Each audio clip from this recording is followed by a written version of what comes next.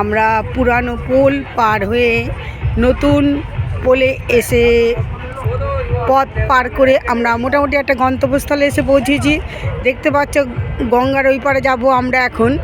যাই হোক, খুব অপূর্ব দৃশ্য, এত ক্লান্তি, এখানে এসে আমাদের সব ক্লান্তি যেন আস্তে আস্তে মুছে গেল। আমরা 4 জন রয়েছি, কলকাতার এক দিদি, মেয়ে, আমি আর আমার ছেলে।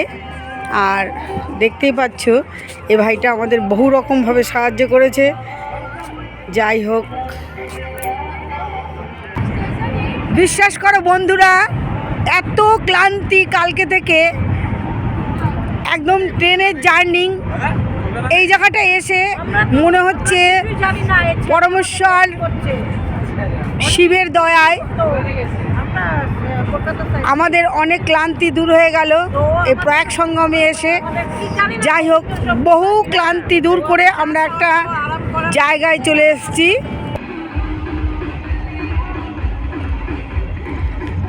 বন্ধুরা দেখো কি অপূর্ব দৃশ্য, সব ক্লান্তি যেন, সারাদিনের ক্লান্তি যেন এখানে এসে দূর হয়ে গেল। বিশ্বাস করো বন্ধুরা, দেখতে পাচ্ছ বোট, ছোট ছোট নৌকা।